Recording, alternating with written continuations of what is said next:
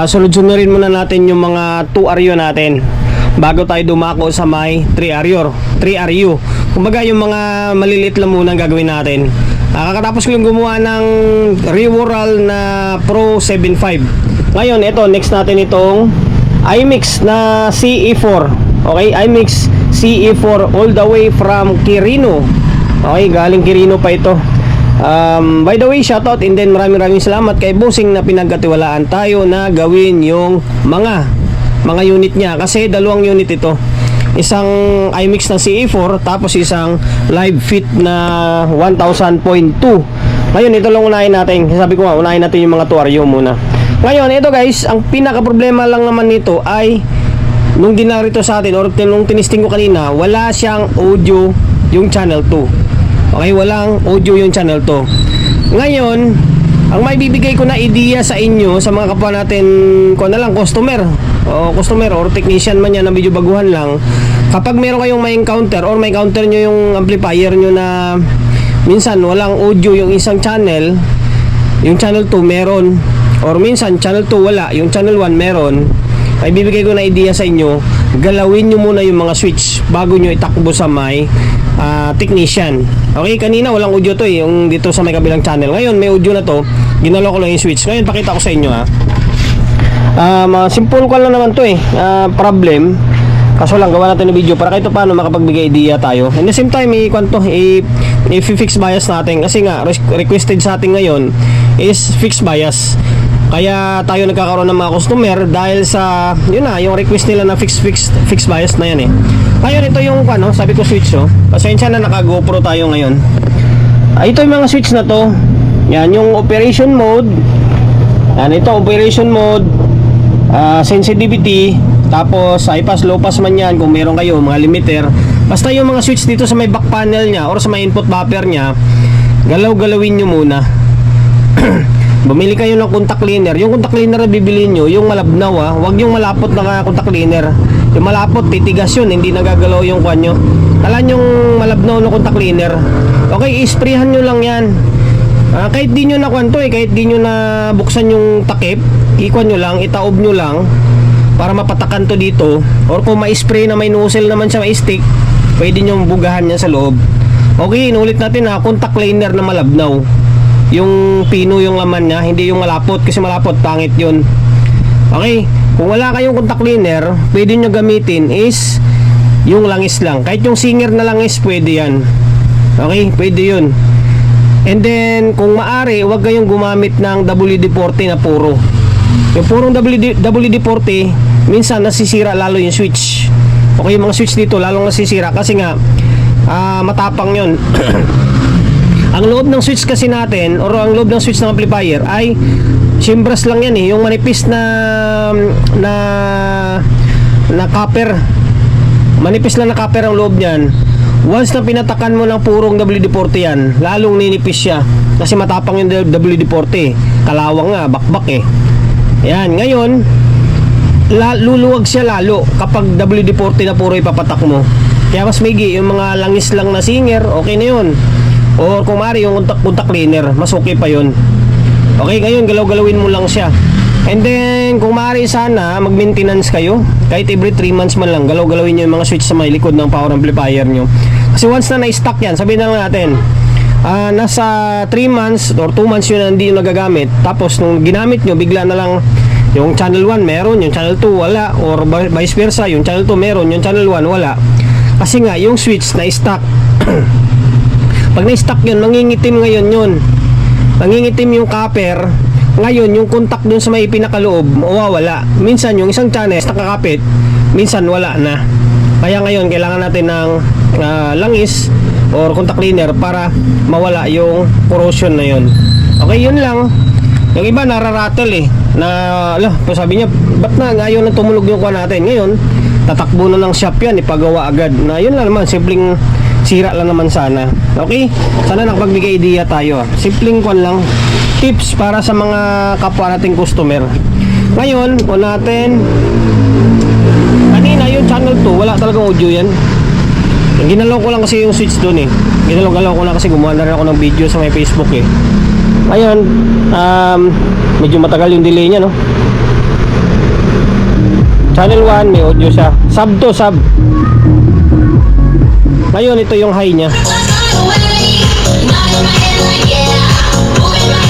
Okay, may audio na siya, di ba? Pero hindi pa tapos. Siyempre, i-fix bias natin ito. Gagawin natin, i-fix bias natin para sureball. Nakalas na natin yung board. Ngayon ito. Ayun, sukatan muna natin siya ng biasing niya bago natin i-fix natin kung ano yung ipapalabas natin na bias. Although nasa 0.25, 0.30 lang naman yan.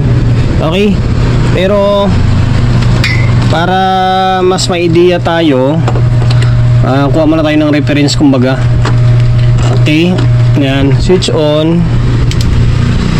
Yan, digital tester gamit natin para mas makita kung ano yung voltahe na kailangan natin. Okay? Ayun, dito 0.28, nasa kulang-kulang 0.3, kulang-kulang 0.3 dito, nasa 0.3 dito.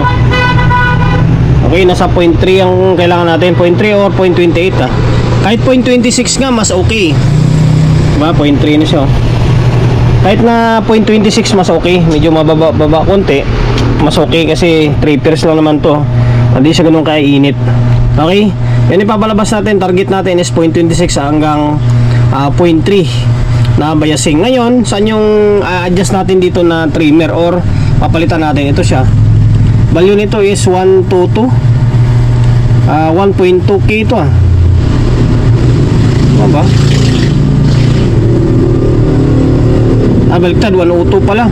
1k 1k na trimmer ito. Tingnan natin kung ano yung ipapalit natin. Balikan ko kayo pinutol ko lang yung video tapos kinalibrate ko na lang para hindi na humaba yung oras natin. Sa totoo lang, medyo matagal din bago ko siya nakuha.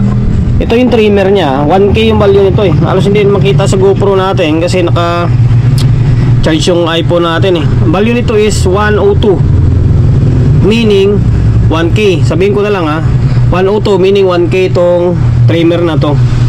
Okay, ngayon ang ginamit natin is 750 ohms plus 56. Sinubukan ko siya ng 750, medyo mataas siya, nasa 0.4 yung bagsak niya Kaya ang ginawa natin, nag-series tayo. Okay, pag pinag-series lang natin, makita ba sa GoPro natin to? Yan, sineries natin, 750 plus 56 equals nasa around 800 ohms. Okay, nasa around 800 ohms ang kinabit natin dito. Kung may 800 ohms kayo, pwede yun, saktong-sakto yun. Kung wala naman, pwede kayo mag-series. Basta yung equivalent na value dito is nasa around 800 ohms. Ang ginagay ko kasi is 750 ohms plus 56 ohms, equivalent ng 806, di ba? Mga nasa around 800 ohms nga. Okay, tapos kung saan ka maglalagay, gilid-gilid lang din ulit. Yung gitna, wag nyo nang pansinin yung gitna na paa. Kasi yung gitna na paa nito, yung gitna na paa, tsaka yung gawing gilid na isa is magkasama lang. Kaya pinaka the best way para hindi ka malito is gilid-gilid lang. Okay, gilid-gilid lang yung ikuan mo, ilalagyan mo ng trimmer. Okay, gilid-gilid lang siya. Inulit natin 750 ohms plus 56, equivalent na mga nasa around 800 ohms. Ngayon, ito ay magiging bias niya. Okay, pwede naman sana sa 750. Yung 750 ohms pwede naman, kaso nga lang medyo mataas siya. Baliktad yung bias niya. Kapag bumababa yung value, tumataas yung bias. Pag tumataas, bumababa siya. Okay, ito yung tester natin. Pansinin nyo, ayan, nasa 0.28 lang. Mas maganda siya. Okay, kulang-kulang 0.3. Maganda nga siya, hindi ganun kainit. Ayan, nasa 0.3. Sinadya ko siya binawasan Ayan, kasi kanina yung 750 nasa around 0.4. Pwede naman yan kung kalagitnaan nyo, dagdagan nyo ng 22 ohms. Papalo yan ng mga 0.3 din. Okay, ayan, ito 0.3 kasi ito sakto. Yan ang atin 0.28 na mas okay nga yung 0.28 nasa around ko na rin yan, around 0.3. Okay, ngayon Okay na yan. Yung kabila naman yung papasadaan natin. Okay? Na-fix bias na rin natin to. Hindi pala tayo maglalagay ng fuse kasi may fuse na ito. Ito. May fuse to dito, may fuse to dito. Okay? Ngayon, parang dating nito is class AB lang. Class AB lang. Kasi yung wire niya, tatlo lang. Ground, positive, negative lang siya. Okay, ayan Okay, naka-fix bias na yan. 750 ohms in series, tapos 56 ohms. Okay, gilid-gilid lang yung lalagyan nyo. Ngayon, natin, nalubat pa yung kuwan natin. Nalubat yung digital tester natin. Dito tayo sa may analog na lang Magkaiba yung reading ng analog kaysa sa digital. Okay. Ngayon dito, ayan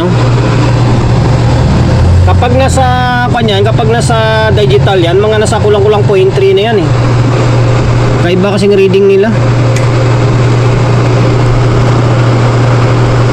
Okay, ayan kulang-kulang 0.25. Okay. Ngayon maglalagay ako ng speaker, tapos lagyan natin ulit ng audio input kasi kinalas ko kanina yun Tama tapos na yung video natin. Naglagay na tayo ng speaker. May nakakabit na ulit na speaker yan. Isang bass, isang mid-high. Tapos may audio input tayo. Cellphone natin yung nakakonect.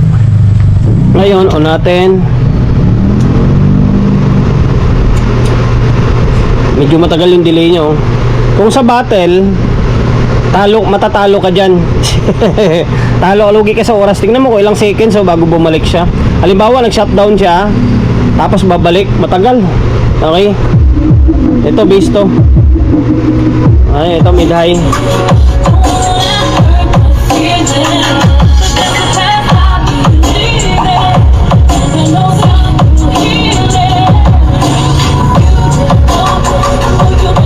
Okay, makapirit pa tayo. Hanggang dito na lang.